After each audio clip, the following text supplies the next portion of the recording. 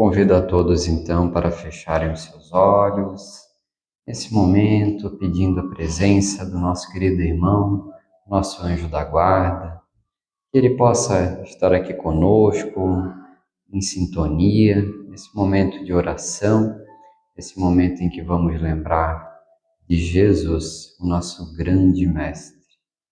Vamos nos ligando a ele e a sua fraternidade. Vamos também com muito carinho lembrando da Mãe Maria de Nazaré, que a Mãe Maria nos acolha em seu manto azulado de bondade, de carinho, de segurança. Vamos também de comum encontro até a energia superior do nosso Pai, Deus, Criador de tudo e de todos. Vamos agradecendo por tudo que somos, por tudo que temos. E assim vamos dando início a mais um dia de assistência espiritual, saudando também com muito carinho ao grupo mediúnico que se faz aqui presente, aos trabalhadores encarnados e ao plano espiritual, que também em sintonia nos ampara e nos apoia, bem como todos os que aqui estão para serem assistidos. E com a prece que Jesus nos ensinou, agradecemos a todos por esse momento, dizendo: Pai nosso que estás nos céus, santificado seja o vosso nome. Venha a nós o vosso reino. Seja feita, Pai, a sua vontade, assim na terra como nos céus. Pão nosso de cada dia nos dai hoje. Perdoa-nos, Senhor, as nossas dívidas, assim como nós perdoamos aos nossos devedores. E não nos deixes cairmos em tentações, mas livra-nos de todo mal. E que assim seja.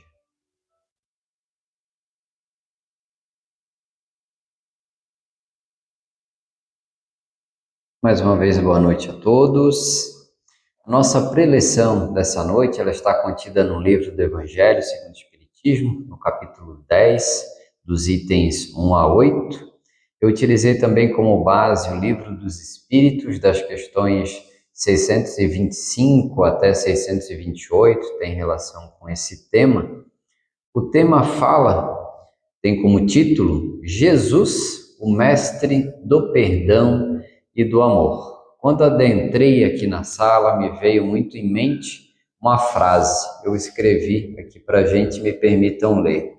O perdão das ofensas para se desligar do mal.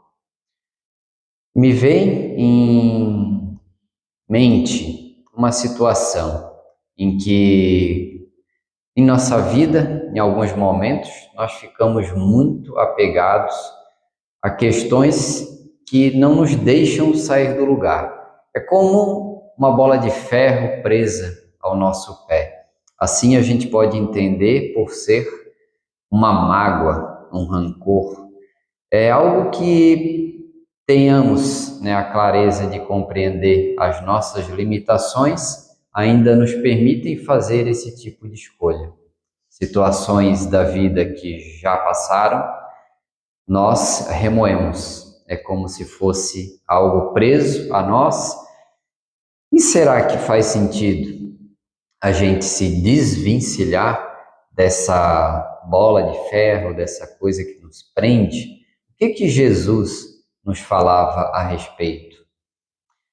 Na questão do Livro dos Espíritos, a questão 627, eu vou ler aqui para a nossa reflexão. Uma vez que Jesus ensinou as verdadeiras leis de Deus, qual a utilidade do ensinamento dado pelos Espíritos? Eles têm algo mais a ensinar-nos? Essa pergunta foi Kardec que fez ao grupo mediúnico, que repassava as mensagens, da base fundamental da doutrina espírita.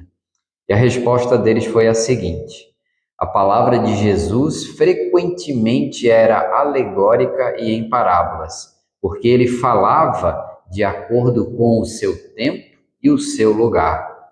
Agora, é preciso que a verdade seja inteligível para todo mundo, explicar bem e desenvolver as leis, já que são poucos os que compreendem, e menos ainda os que praticam.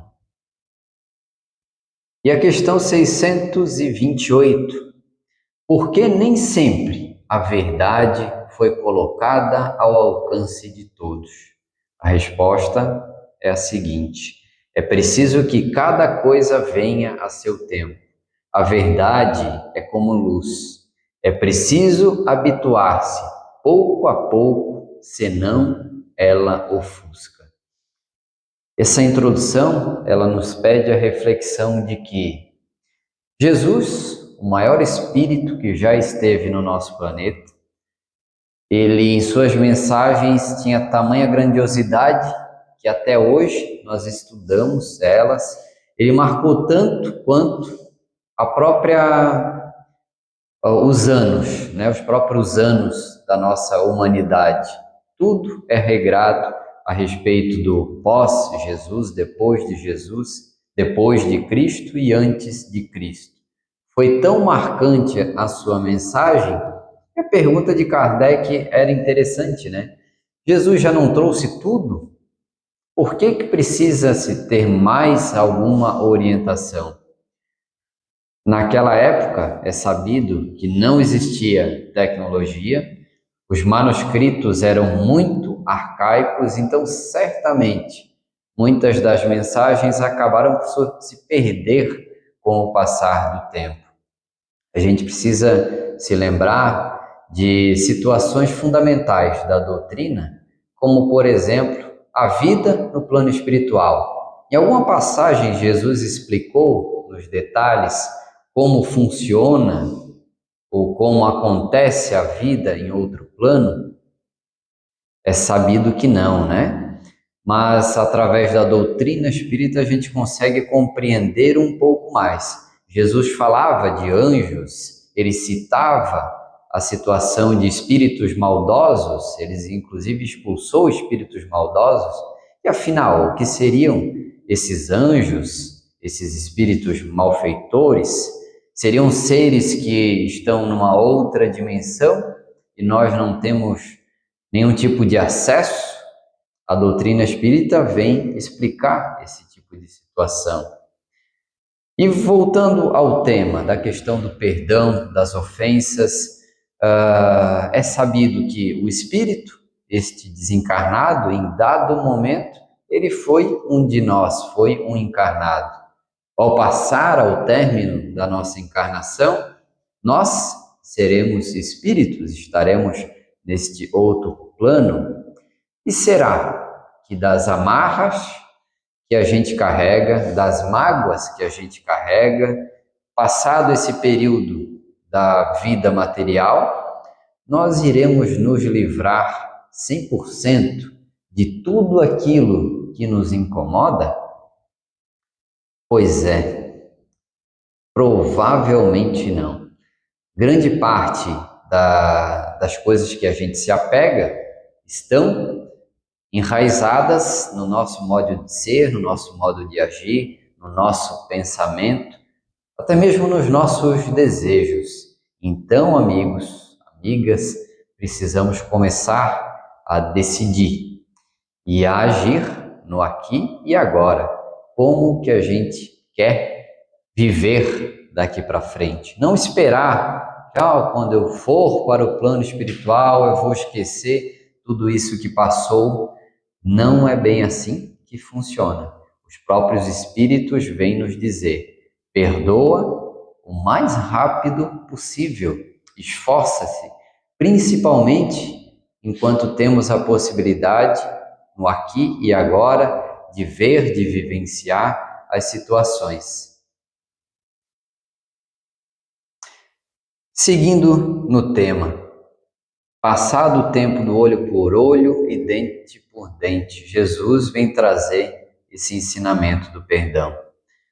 Em 2026 anos atrás, Jesus nos disse que não era mais válido você ferir aquele que te feriu, lidar da mesma maneira com aquele que te magoou. Jesus nos explicou o quão importante é perdoar. Mas afinal, o que é o perdão? De que forma que a gente pode perdoar alguém?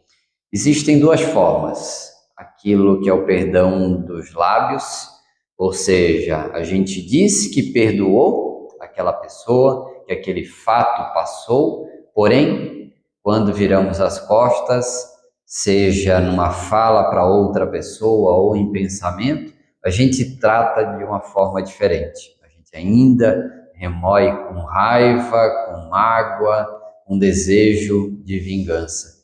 O estímulo deve ser justamente ao contrário. O esforço deve ser de não tentar lidar ou lembrar da situação com um sentimento negativo. Nosso esforço deve ser de tentar virar a chave e contornar para que aquele mal que alguém ou alguma situação nos fez seja convertido num bem. E aí a gente tem que decidir, tomar as rédeas do nosso pensamento e desejar o bem àquela situação, àquela pessoa, àquele fato. E esse exercício, ele não é rápido, ele não é fácil, infelizmente. Mas estamos aqui para aprender. O apóstolo Paulo, em 1861, no item Perdão das Ofensas, nos fala o seguinte: perdoarás, mas sem limites. Perdoarás a cada ofensa, ainda que seja te feita frequentemente. E ensinarás a teus irmãos o esquecimento de si, que te torna invulnerável ao ataque. Serás dócil e humilde de coração, não medindo a tua mansuetude. Farás, enfim, o que desejas que o Pai Celestial faça por ti. Tem-te perdoado frequentemente. Eu destaco aqui para a gente a palavra invulnerável. Quando estamos vulneráveis, somos facilmente acessíveis por situações negativas.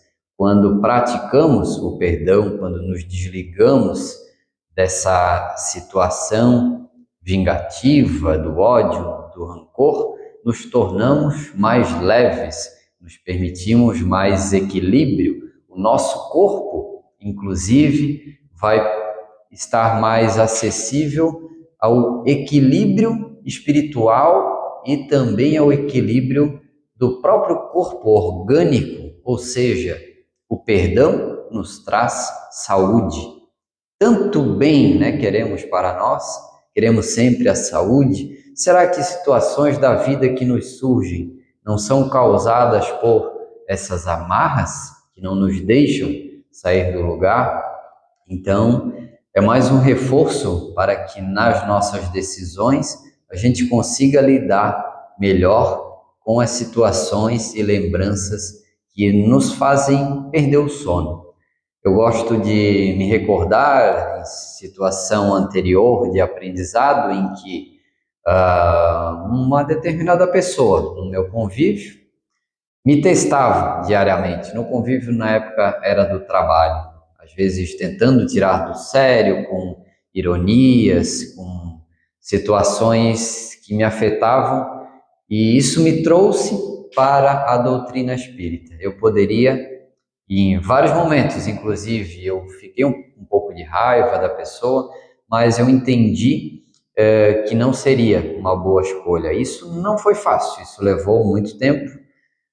Inclusive, em alguns momentos eu tive que decidir se eu continuava convivendo com o mínimo de respeito com aquela pessoa, que era uma situação de trabalho, ou se eu ia para outro lugar, talvez postergar esse meu aprendizado. Eu decidi por aceitar a prova deste professor da minha vida, e ao qual hoje sou muito grato de ter aprendido da forma mais difícil, como lidar com situações de desavenças. Sempre que vinha alguma picuinha, algo para tentar me ferir, eu tentava me colocar no lugar do outro. Eu não vou aqui trazer todo o contexto porque não é o caso, mas é um grande e importante exercício que a gente pratique a empatia? Que caminhada que o outro trouxe? O que o outro, né, aconteceu na vida do outro para que ele tome decisões que tente me prejudicar? Não que a gente deva baixar a cabeça para tudo, aceitar de qualquer forma, né, ser agredido, seja verbalmente ou fisicamente, não é esse o caso, mas sim de tentar compreender a limitação do nosso irmãozinho, da nossa irmãzinha, o porquê que ele ou ela toma algumas decisões. Não somos juízes, não temos aquele martelinho, né, do juiz, onde ele bate e diz que isso está certo, aquilo está errado. Cada um de nós acaba por tomar a compreensão das situações da vida conforme o nosso olhar.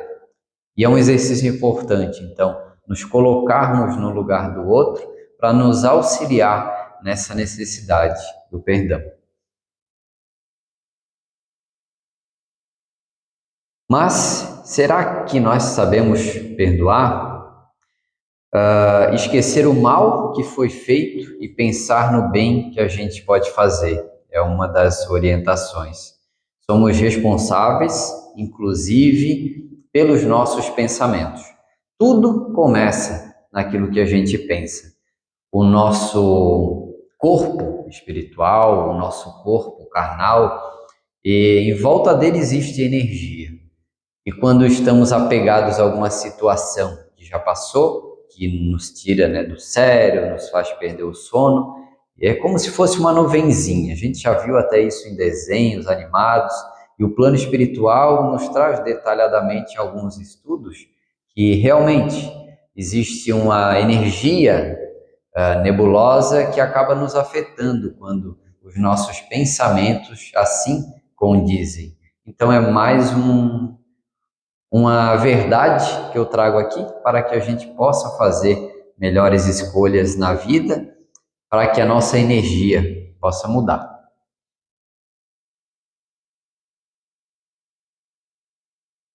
Bom, a lei de causa e efeito é natural. Fazer bem, receber o bem. Fazer o mal, aprender com a dor. Reconhece-se o espírito pelo esforço. A compreensão que nós temos dentro da doutrina de que existe um outro plano, de que existe uma possibilidade, uma necessidade de reencarnarmos múltiplas vezes para aprendermos com situações do passado, ela nos faz ter um pouco mais de clareza do que se nós simplesmente acreditássemos em que existe uma única vida, o que aconteceu nessa vida fica aqui e nada vai acontecer depois. É sabido que as múltiplas existências, Jesus até fala disso, não de uma forma usando a palavra da reencarnação, mas lembrando de um trecho em que ele diz que João Batista era Elias que estava por vir, ele nos esclarece que existe sim uma realidade e uma necessidade de múltiplas existências. O termo reencarnação foi Kardec que nos trouxe, mas Jesus já falava sobre isso e o Espiritismo veio então reforçar.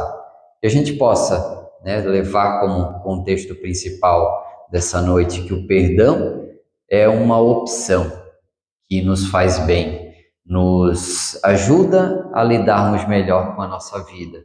E postergar essa decisão é como se a gente tivesse decidindo em carregar um fardo mais pesado por mais tempo.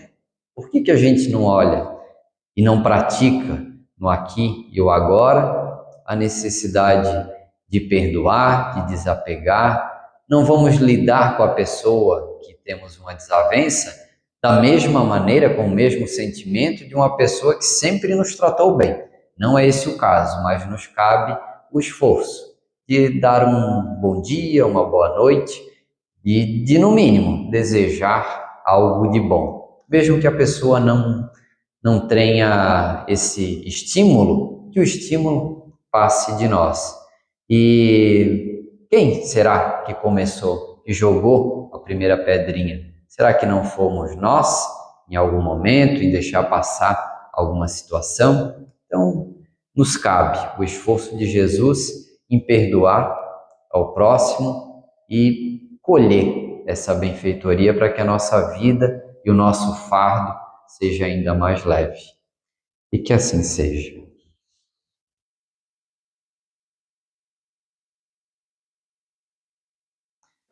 Convido a todos, então, para fecharem os seus olhos e nesse momento vamos, com muito carinho, retirando de nosso coração os mais puros sentimentos, o sentimento do amor. Com o apoio do plano espiritual, vamos pedindo que esse amor se engrandeça, vá se entrelaçando com a energia de amor do companheiro ao lado e de todo o planeta Terra. E vamos vibrando muito amor e harmonia por todos os povos e todas as nações.